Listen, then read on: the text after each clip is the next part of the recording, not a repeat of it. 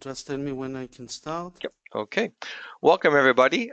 Today's session on implementing new security features in SQL Server 2012. This is part two. My name is Mike Clark, and I'd like to welcome you all. Today, I want to welcome Ronnie. He's a senior consultant, an application and data architect. He's got more than 15 years experience in many different programming languages and technologies. He's worked at many software companies. He's worked with SQL and BI enterprise level solutions. He's active in the community, the SQL Server community, I should say, programming SQL Server, T-SQL. He's also a moderator at MSDN and one of the TechNet wikis. He writes technical blogs. He's done TechNet articles and other blogs, and he's a Microsoft MVP. And we're glad to have him here today, and he's here to teach us, or to continue on rather, in the security features in SQL 2012.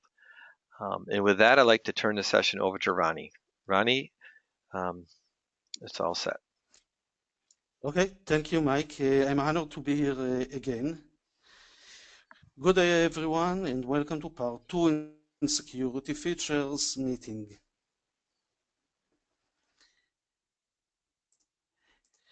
My name is Ronen Arieli. I own a small business in Israel. We provide consulting services, supporting, and project management around the world. You can find me online in various communities using the nickname Pituach. Allow me to skip this slide.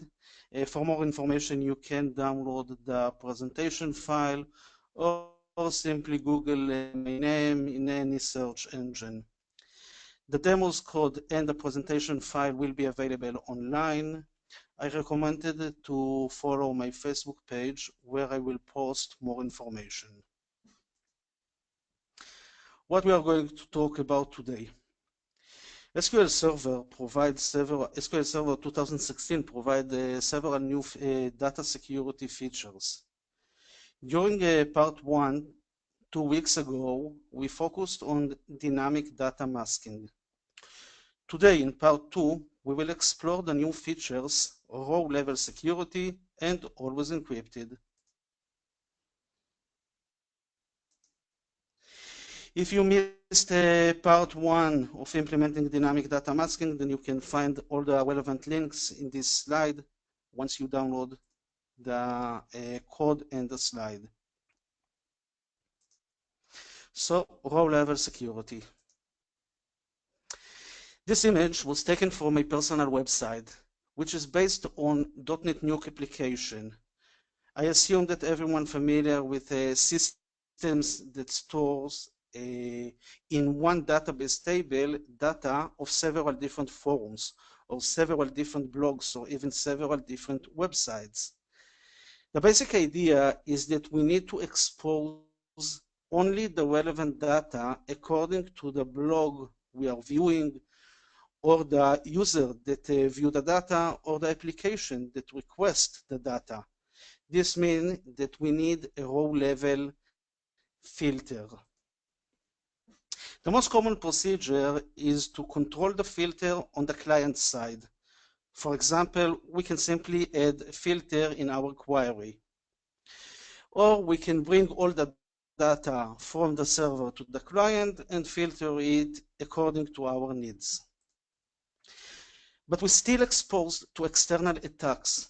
Moreover, we might be exposed to information leakage. For example, I have seen funny cases where clients saw information in one web store which related to a different web store. The support team claimed that those are two different stores which compete against each other. But in fact, it was the same owner and the same application behind the skin. Another example. Let's say that we have a small website which is stored on content management system together with 100 other websites. Even if no one cares about our website, if someone succeeds to crack a different website, then in fact he cracked all the 100 websites, including our own. SQL Server 2016 new feature allows to control the filter in the table's row level inside the database. It saves a lot of developing time and it brings security to our data.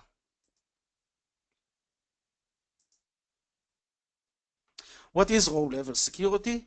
Row level security is the process that allows us to control access to row in the database table based on security policy, which enforced by inline table value function. Let's move to demo and show how it is done in practice.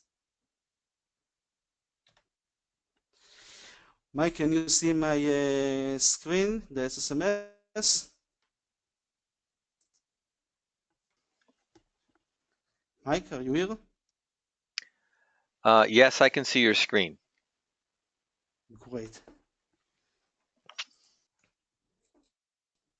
Okay, preparation. For the sake of the demo, I will create a new database, so we should start from scratch.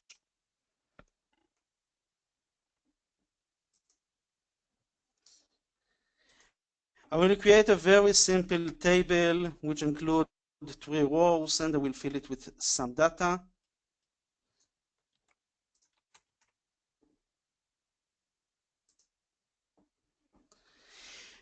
Notice the user code column. For the sake of the demo, this column will be used to select who should be able to see the row. Since we want to demonstrate security based on user permission, let's create 2 new users in our database.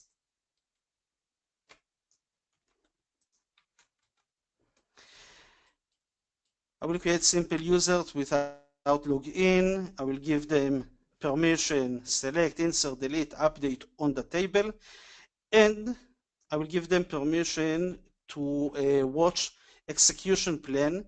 So if we will have time, I will show you some internal stuff.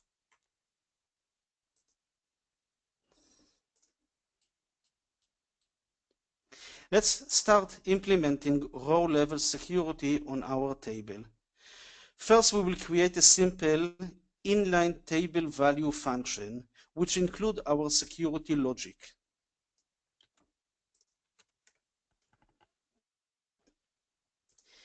The function select a single row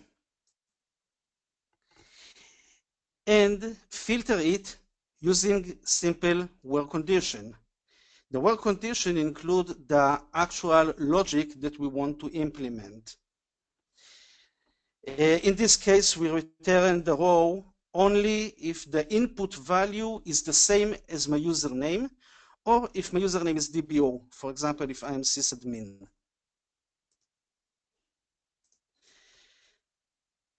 Secondly, we need to create a security policy, and we will add a predicate which enforces the security function on the table. A predicate is a condition that defines row level access to the rows.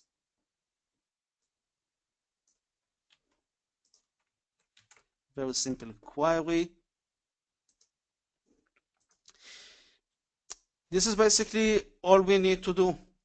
In less than 1 second, with 2 simple queries, we successfully build a row level security system.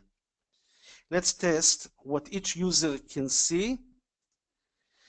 For the sake of the demo, I will use execute as in order to impersonate to the different users. And let's start with a simple select query. So as sysadmin, my username is DBO, and I should see everything. But if I will execute as Ronen, you can see the information, and as Arieli, I will see only the information related to Arieli. Row level security support 2 types of security predicates. The first type, which we used in this demo, is named filter predicate. The filter type works silently on read operation, which means that it influences select, update, and delete. As the documentation said, there is no indication to the application that rows have been filtered. Well, this is not accurate, as I will show you in a minute. Filter predicate will not prevent insert, regardless of whatever or not the data violate the filter. Let's see a simple insert. For example, as you can see, I'm using the user Ariely, but I'm trying to insert data which include Ronen in the first column. This is against the predicate. The user Ariely can see only his rows, but behind the skin, this row was successfully inserted. The second predicate we can use named block predicate. Block predicate is optional.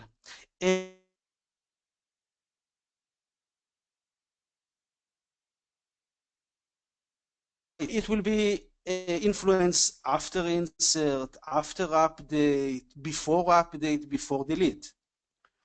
Operations that violate block predicate will fail with an error.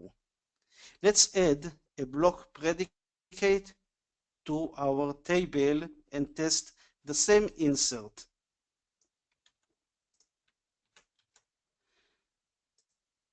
Simple query, execute. Now let's try to insert data. First, I will try to insert data as Ariely, which is okay. You can see that it's fit the predicate. The row was inserted successfully. Second query, I will try to insert the same query as before. Ariely will try to insert value for Ronen, and this time an error raised. By the way, we try to insert a single row, but we get a message 3 rows affected. Can anyone guess why? I might come to this later on if we will have time. But in short, this is the number of rows that the security function allows us to use. Okay, let's test other DML queries. There are 3 rows with value greater than 1000 in our table.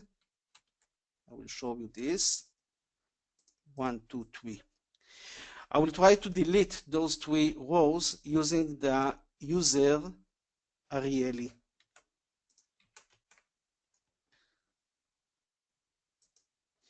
As we can see, the user Ariely could only delete his rows.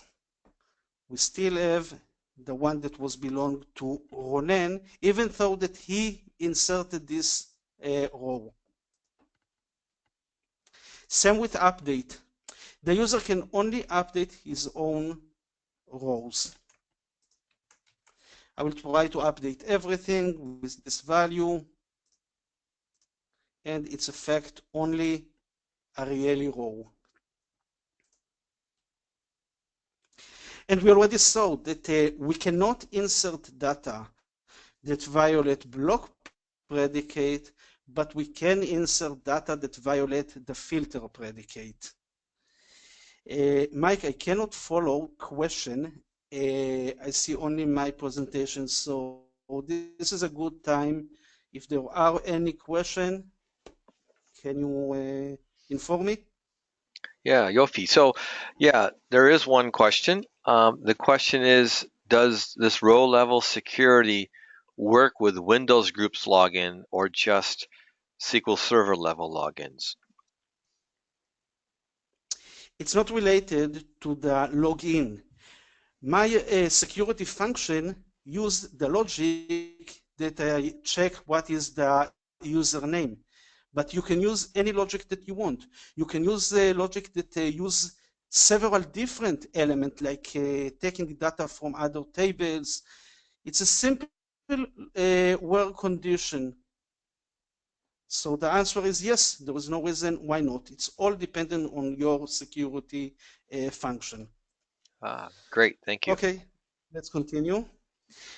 Until now, I use the function, maybe this is related to the question actually. Until now, I use the function that filter data by the username. This is very useful if we can create a unique user for each row level filter that we want to use. For example, if we have two websites under a content management system like .NET Nuke, then we can create for each website a different user in the database, and we can use a different connection string for each website. But what if we have 100 users or 100,000 websites? Creating 100,000 users and using 100,000 different connection string is probably not the best solution. I want to show you a slightly different security function, which personally I like to use in production, maybe with small differences. For the sake of this demo, I will use another new feature that came with SQL Server 2016. It's named Session Context. SQL Server 2016 allows us to use session level list of key value parameters. Let's see how I can use this feature in the next demo.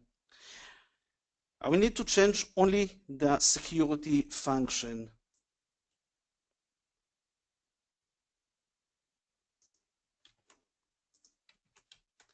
Since I need to change the security function, I need to remove the security policy as well first. This is my new security function, and here I'm using a different logic. Now I'm checking if the input equivalent to the value of the session context with the key username. If it is, it's okay. And I give another option. If the session context of username is all, then it will be okay as well. So let's implement the new function. And we enforce the function using the security policy. As a start point, let's check what will happen if I'm using now the option, the value, all.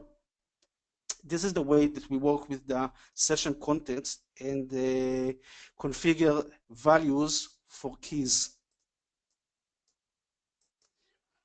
Seems all okay. If I'm using the value all, I can see all the information. Now, each time the application connect to the database, I will simply need to configure the value of the session context according to the filter that I want to apply. For example, let's open a new connection which illustrates a different application. This application wants to use only the rows that belong to Ronen. So once I start the connection, first time, execute. And now, every time that I will use this session, I will use the predicate that filter the data only for Ronen. And I will open another session, and this time we will use the application Ariely.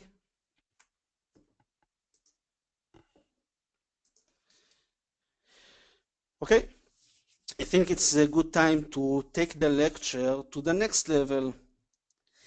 In the previous lecture, we spent about 20 minutes to show how simple it is to crack the masking and to expose the masked data. In this meeting, we only have 5 minutes to spare since we have another security feature to show. But I do want to show you a very short demo. I want to repeat a sentence that I said in our previous meeting. My goal is not to teach you how to crack the data, but to show you that it can be done. So you will know the limitation of the feature. You should know the potential problem in order to be able to get the best decision. This should help you to avoid the issues when you design your solution. And once I said that, let's go to the next step. For the next demo, I will use the session of Ronen. And I will try to get values from the user Arieli. My first goal is to expose an integer value of the column, my value, simply because this is the simplest case.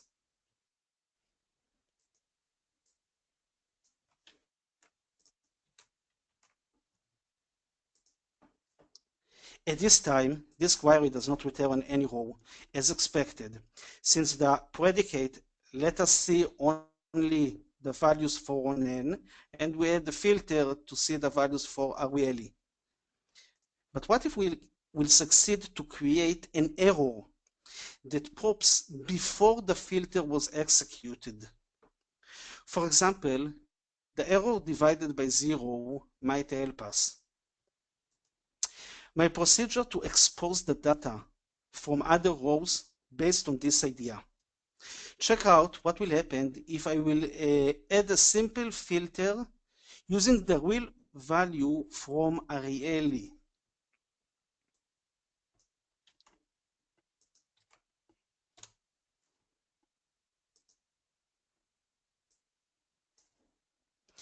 Since my value for Arieli is really equal this value, I'm getting an error divided by 0, error encountered. Therefore, I can simply create a loop on all possible values, and once I will get to the real value, the query was an error. All I need to do is to change this 1, 2, 3, and so on. Let's see a simple solution using a while loop.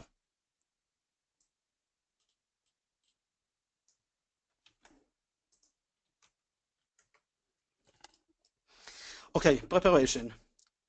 To make it work faster, I will use setNoCount, and I will use a simple temporary table, and simply drop all the information, the blank information, to this table. I will go over the values between those two. In real life, I don't know what is the real value, so I need to do a loop between 1 and whatever can be the biggest value. But for the sake of the demo, I know that the value is somewhere between those two numbers, and I want to make it faster. So this is a simple loop that's going over all those values. You remember the query which I use that weighs an error. If I get the real value, I will put the query in a try catch block. So the loop will not stop. I can run all the loop, and every time that there is an error, this is what interesting me. I will put the information in a table, or in this case, I will simply print the correct information. Let's execute. Voila, correct. The value is 555. By the way, this security breach is documented. There isn't any example, but the basic idea is well documented in the book online. How much time we have? Okay, cracking a string can be done. It's a bit more complex, but we can use a simple convert.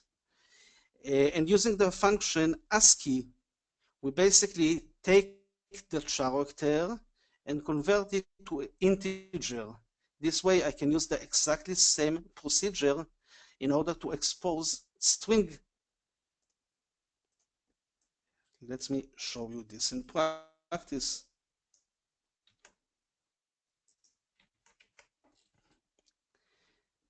For example, okay, where is here? I'm trying to crack this row. We already got the my value, and now I'm trying to get C. Just for the sake of the presentation, I want to remind you that C in ASCII, it's 99. So I know that I want to find the number 99. I'm using exactly the same procedure as before. The only difference is that in the calculation, I'm using the ASCII result.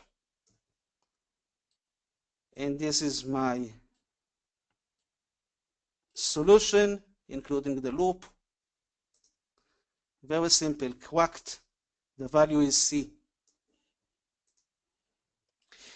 Using this procedure, I can expose any type of data. Integer, we already showed, this is the basic idea. String, you can see, using ASCII, I can convert string to numbers. Date, date time, very simple. I can use the function dateDiff in order to get numbers value from the date. So basically, I can expose any type.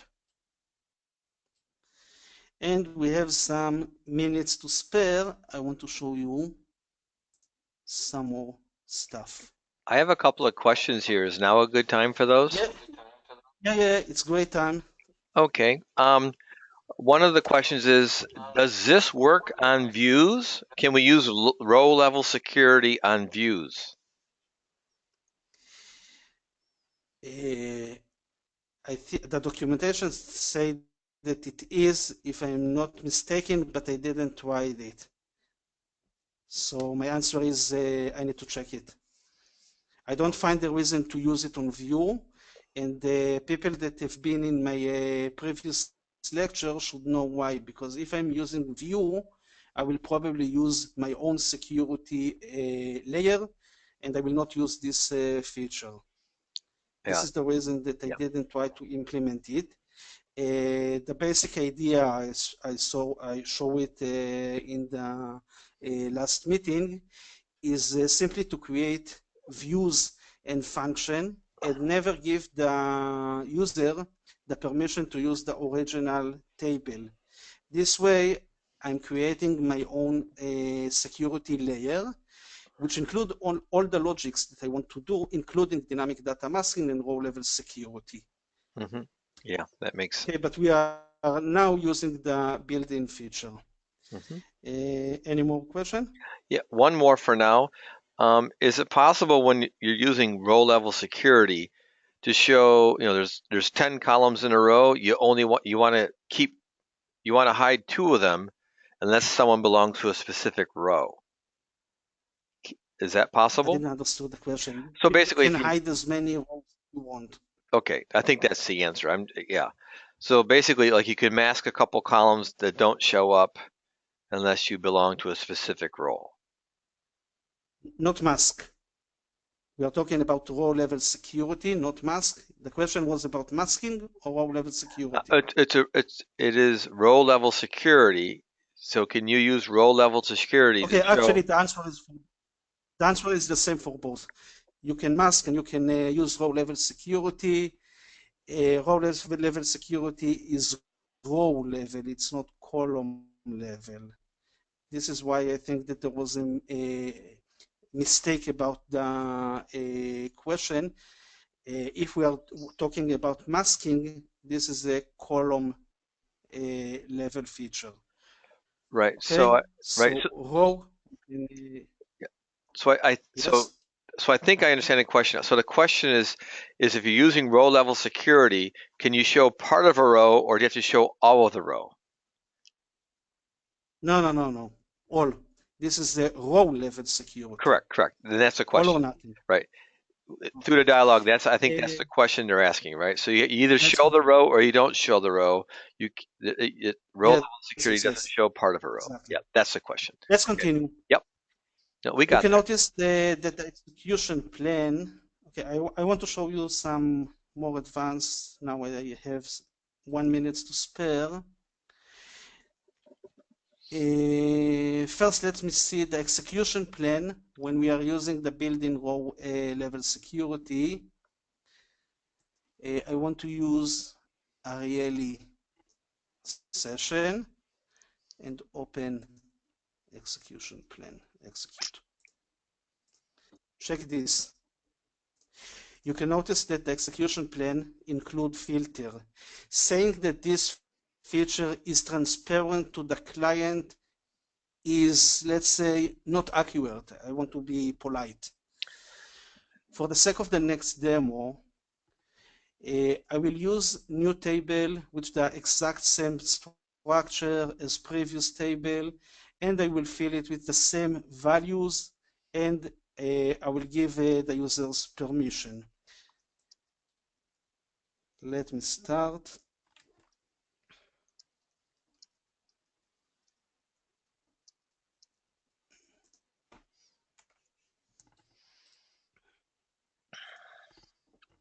Okay.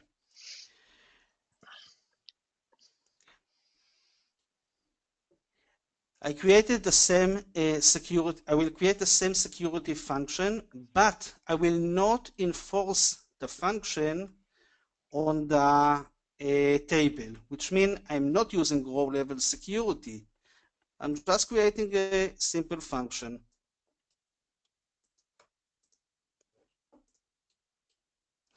Of course, I need to grant permission on the function.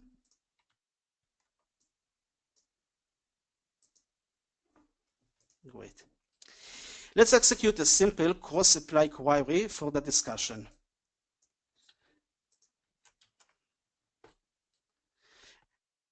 I'm execute as Ronen, and I'm using cross-apply between the original query, which is select all, and the security function, which is inline table function.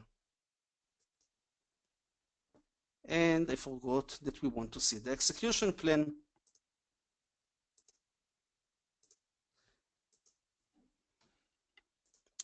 It seems like behind the skin, when we are using row level security, the server execute a query that behave like cross-apply between our original query and the security query. This is a very important point to understand. For example, I don't have time. I will just run over it. Performance. Row level security does cost performance. The documentation say it does not. Using simple direct filter in the query, in most cases, should have much better performance than using row level security.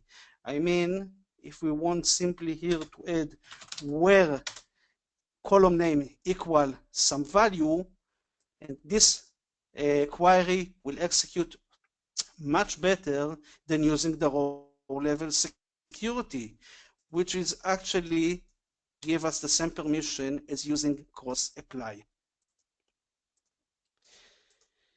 Based on the idea that row level security basically execute cross apply query, it is simple to understand which indexes we should add to the database if we implement row level security. And as much as I saw, there is nothing about this point in the documentation which treat the row level security as a closed box, transparent to the client. So it's very important to understand how to treat row row-level security in order to get the best performance. In my personal experience, I simply try to get the best performance for cross-apply function, and when I test it on the row-level security, it gives me the best performance as well. Before we move to the last feature, which is always encrypted, just something nice. Once we implement row-level security, don't ask me why, but Microsoft attempt to hide the data type. I'm using a simple convert, which raises an error because user code is not integer. Check out, oh, sorry, it's not the right session.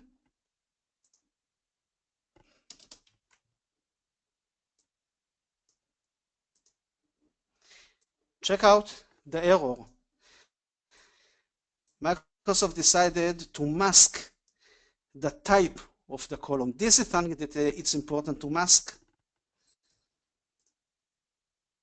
Let's go back to our presentation.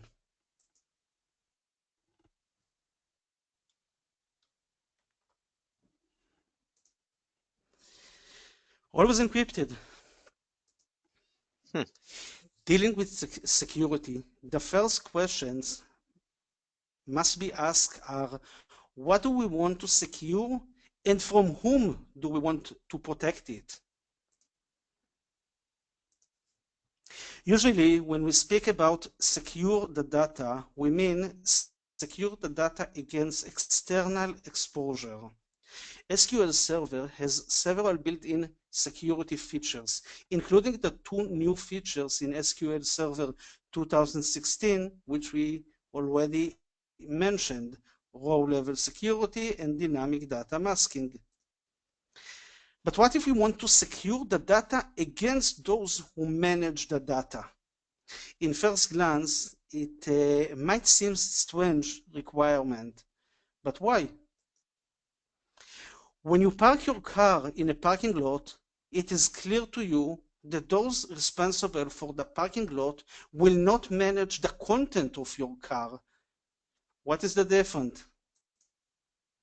If you store your data in a database, the data is still yours. You want the DBA to manage the database, but not the data inside the database, which might include sensitive data, such as credit card number. Always Encrypted is a new feature in SQL Server 2016, which encrypts sensitive data in the client side, while the data only stored encrypted in the database. This approach lets the client hide confidential data from the DBA. While the DBA manages the database, he has no ability to see the exposed data. Always Encrypted makes encryption transparent to the application, since the managed is done in the driver level. The driver, which used to connect to the server, encrypt and decrypt the data. Therefore, the driver must support this feature. This means that we must use .NET 4.6 and above. Of course, assuming that you are using .NET, there are drivers for other technologies as well. Let's go over the elements which involved in the procedure. A column master key certificate is stored on the client side. It is used to protect the column encryption key. The column master key definition is stored on the server. This element includes information about the location of the column master key. The column encryption key is stored on the server, but it is encrypted. This column encryption key is used to encrypt the data encrypt or decrypt.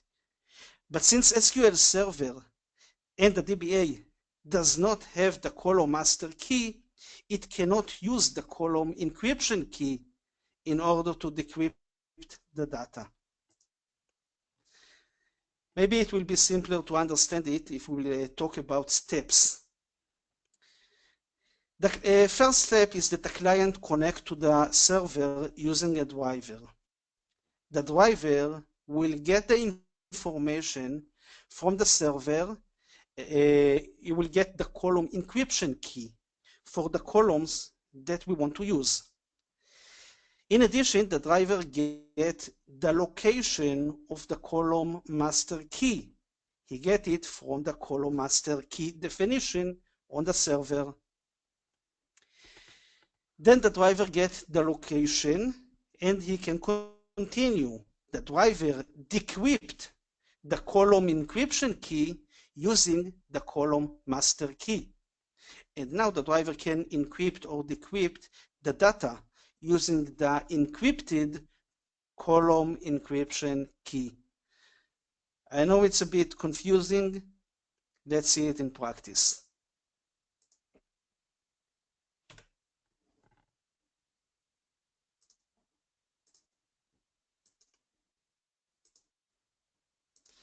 Okay, for the sake of the demo, I will connect a remote server.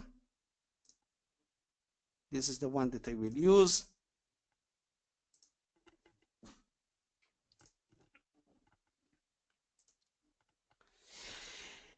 Probably you noticed that I'm using a Windows operation system on my machine, but I connected to a remote server on Linux operating system.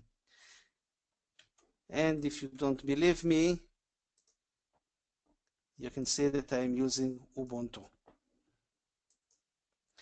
It is very important to understand what is done in the client side and what is done on the server side. This is why I chose to actually demonstrate using a remote server. For the sake of the demo, I will create a new database as always.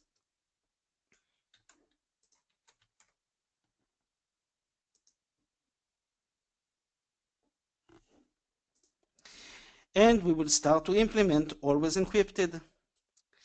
Step 1 in implementing Always Encrypted is to create column master key definition. It is best to use the SSMS GUI for this task. Let's create the column master key definition to find base. Go to security, Always Encrypted, and here.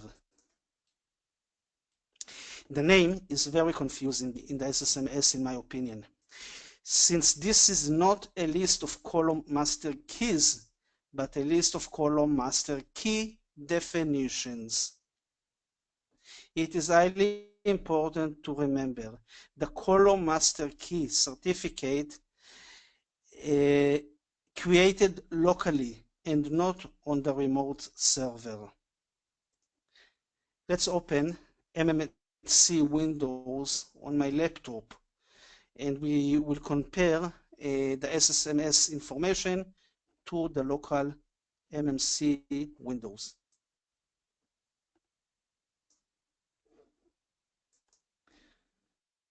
Okay, let's start to create the column master key definition.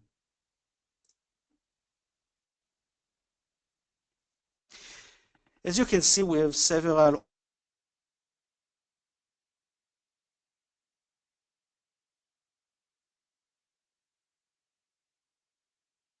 a current user. I can use local machine and I can use Azure or third-party store certificate. Check this information and compare it to what I have in my machine. This is the information from my local machine. This is not related to anything in the SQL server. Those are the two, and here to prove you, I will delete this one. And let's refresh this, and it's gone. Same if I will go to this one, it's local machine. You can find it here in the local certificated under local computer, and you can see that we see the exact same information.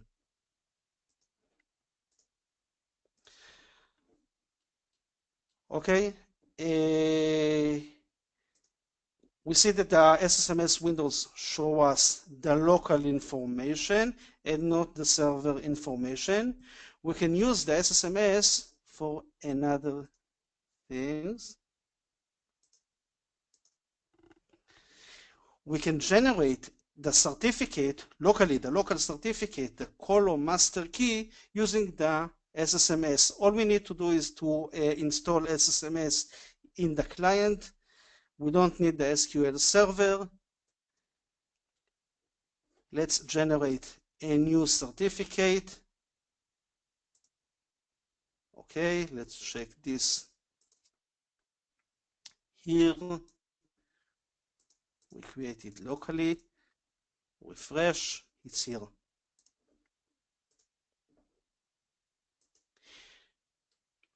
When we create a new certificate, which this is the column master key, or when we use an existing certificate, notice the column thumbprint. I will come back to this value later on. Remember this. Finding the certificate thumbprint we can do in the MMC windows if we need. All we need to do is to double click this, go to details, and somewhere here, thumbprint. The value that SQL Server use is the same value but without the blank spaces. Copy this and you have the value.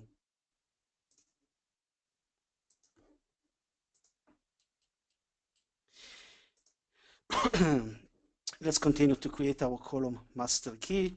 We will give him this name. We choose the column master key here. And okay. We have a problem.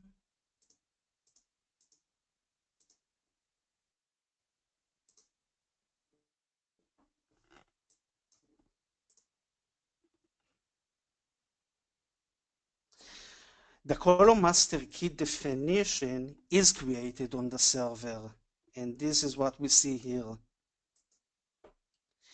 Next step is to create the column encryption key. Very simple.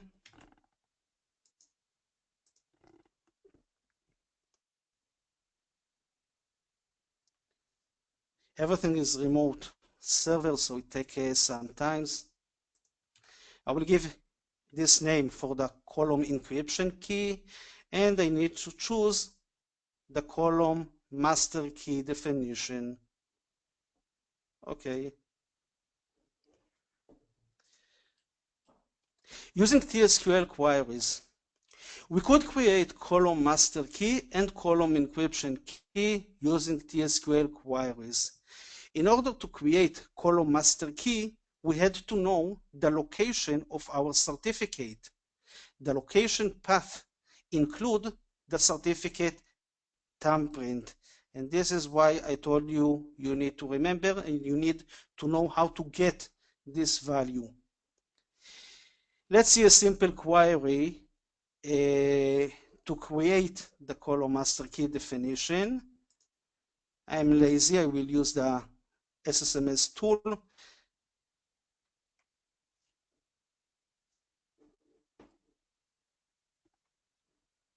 Okay, we have connection issue.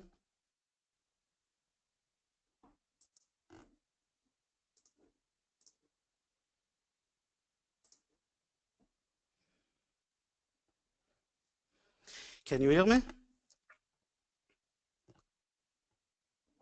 Yes, I can. Mike, are you Yes, I there? can. Yes. Okay. I just need to clarify that the issue is not with my internet. Okay, I successfully connected to the server, and this is the query that used to create the column master key definition. As you can see, this is why I need to know what is the thumbprint. This is basically only the location of the real column master key. By the way, do not use this code or any code that you are taking from online tutorials, since the path will not fit your certificate. This is a very common mistake which I see people ask in the forums. So remember that this is only a definition which use my certificate, my column master key. Okay, same procedure. We can check the query to create a column encryption key.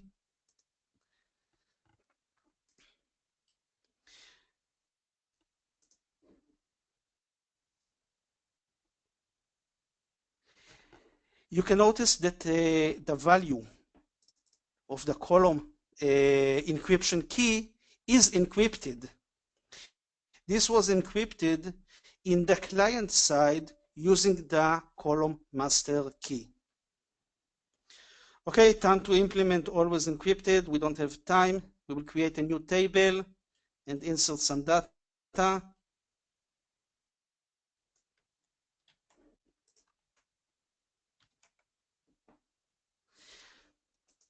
You can notice SSN and birthday columns are always encrypted.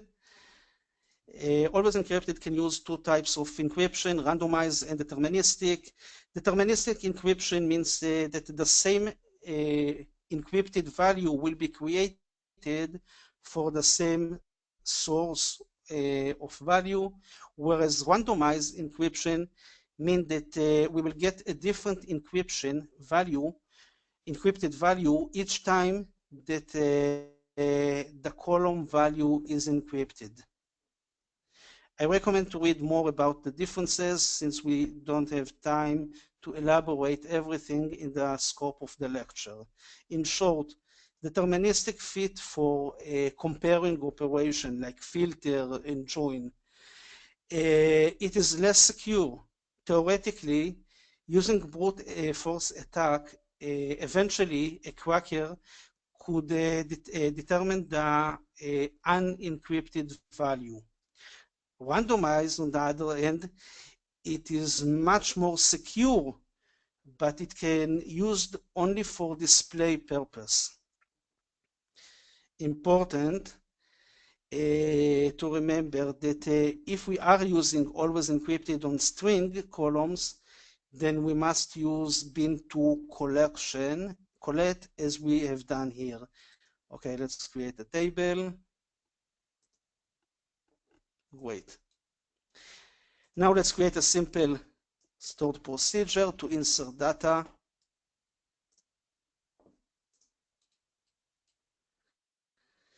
Enabling and disabling always encrypted for the database connection.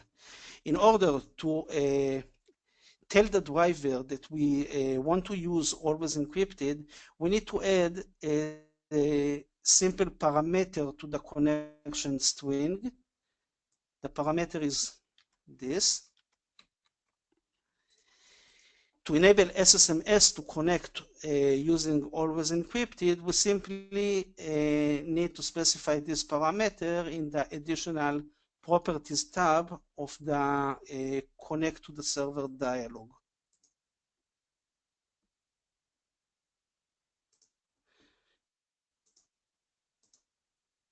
We need to add it here.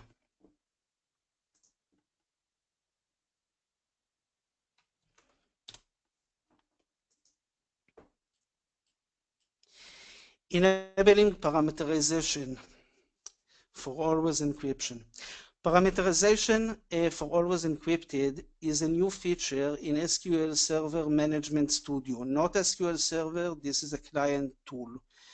it automatically converts TSQL variable into queries that use parameters. It requires at least SSMS version 17, which means the VNex. This is what we are doing now. You can enable it and disable it using this option. Go to query execution, SQL Server, Advanced, and enable parameterization. By default, this is disabled. Let's move to the right database.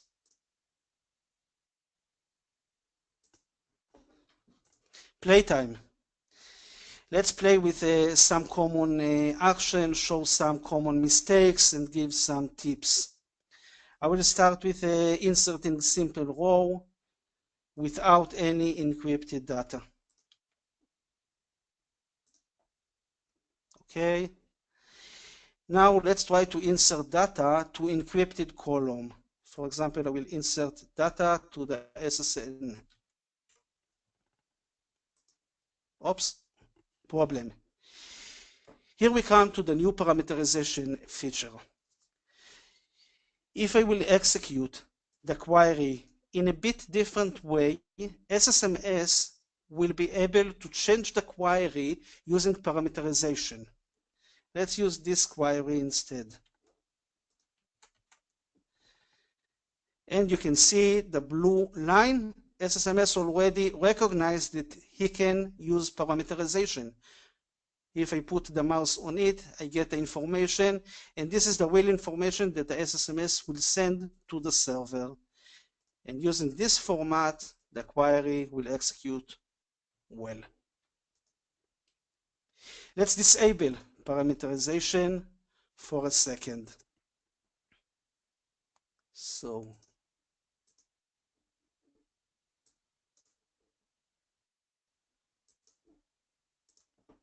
and I will open a new Windows.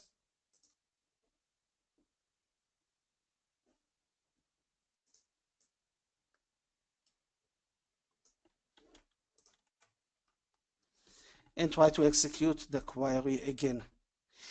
This is something that we see only on the new SSMS version.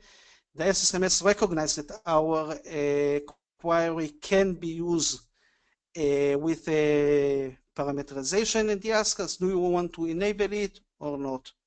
I will enable it.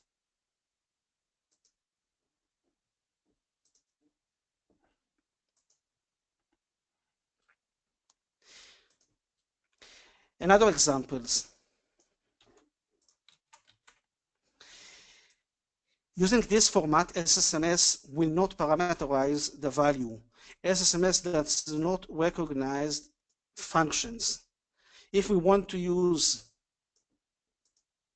the date and insert data, I will need to use explicit information. And last example in this topic, implicit convert does not work. As you can see, SSMS recognizes this as it can be parameterized. But now we get a different error. Usually a query like this works okay, as SQL Server is expert in using implicit convert, which is really bad in my opinion, but actually it can be really great at the same time. But using always encrypted, we must use the exact same type and length as we have in the table. By the way, everything that I showed you now using the SSMS is usually automatically tweeted when we use a .NET application. The SSMS behave a bit differently. We will not get into the exact reasons. Okay, now we can play a bit more once we have the data. Let's execute a simple select. Those are the two always encrypted column. As expected, we can get the data exposed.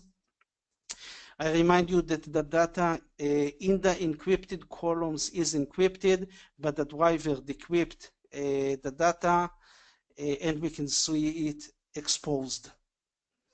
Let's test the same select without the parameter column encryption setting in the connection. Let's create a new connection. And this time, I will remove this.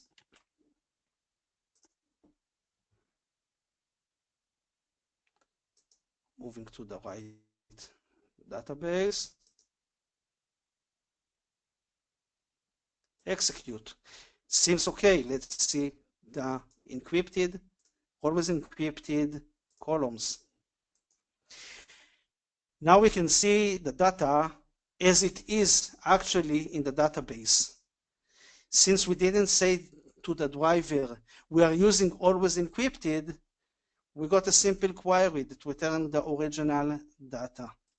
So always remember to use the new parameter in your connection string if you want to manipulate the data or see the real exposed data. The target audience of this meeting today are DBAs and not programmers. But I do want to show a simple full demo of using C# application without going over the code, just in order to show you how it feels. You can download everything that I show you here. You will be able to download. Don't worry, this is not a real production. You can use the password if you want and try to connect a server. 1 second after I will finish this lecture, I will delete all the virtual machine. But this is a simple connection string, nothing related to always encrypted.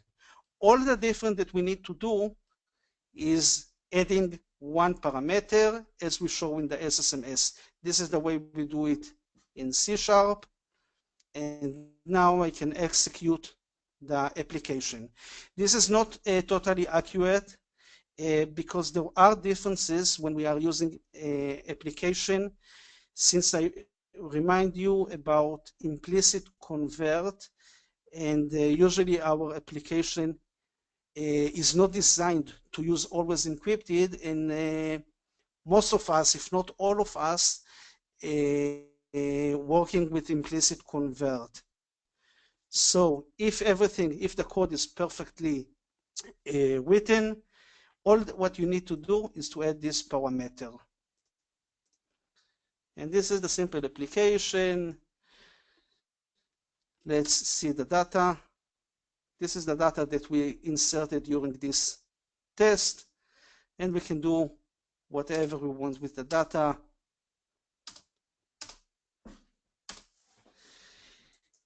Let's go to the presentation for a closer. If there are questions, we are almost at the end, so shoot. Mike?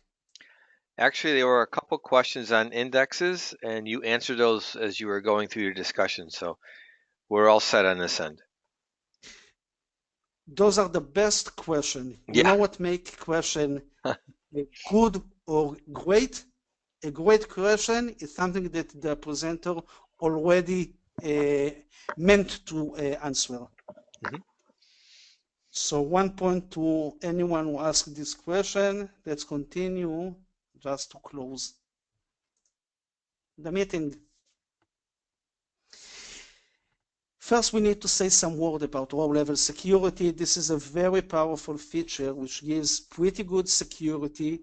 We can expose the data and violate the predicate rules, but it is much harder than exposing dynamic data masking. You can see my previous lecture. This feature is very flexible, which is great. We can use almost any security function that we want.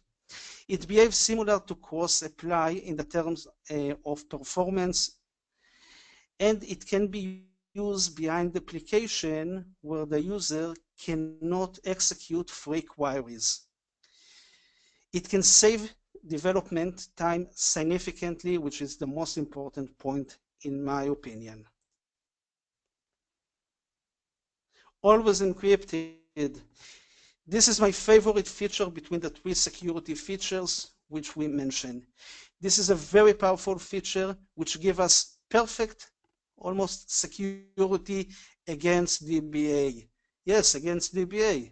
This is not for the DBA, which make it very useful.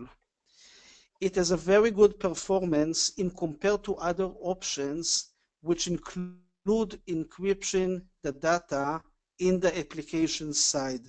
Of course, encryption the data use resources, and in some testing that I saw and did myself, it cost like twice the resources than not using this feature, but in compared to other option, it is better performance. Wrap up. In part one of new security features in SQL Server 2016, we explore the feature dynamic data masking. And I show you an example of implementing dynamic data masking without the new feature, using the security layer. In this meeting, we discussed two other security features, row-level security and always encrypted.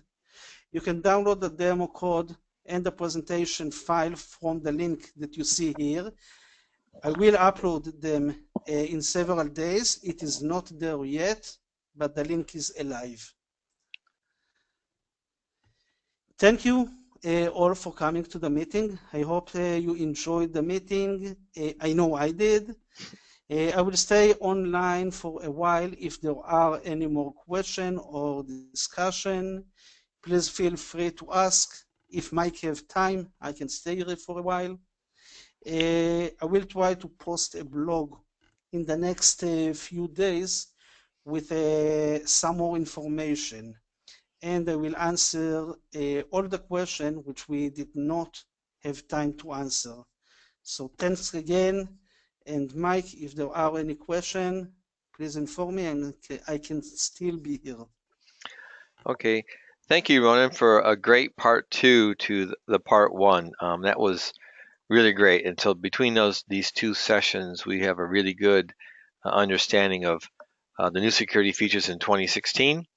Those of us who are looking forward to upgrading to that version have some new options. And it's a great presentation here, great content, great demos, and so forth. Thank you very much for the time. And with that, I want to, we will wrap up. It looks like there are no additional questions coming in at this point. But I want to thank everyone for coming today. And thank you again, Ronan, for a great presentation. And Erev Tov, my friend. Erev Thank Tov. you. If you don't have time and we need to close the meeting, so please send me the question, the log question, and I will try to answer everything. If you have time, I can answer some of them right now. Okay, thank you very much. We will forward all the questions to you so you can have those for future reference, and then also if you want to blog to those as well. Thank you once again, Ronan. Great. Thank you, Okay, Mike, and all right, thank you all for all right. coming. Bye-bye. Erev Tov.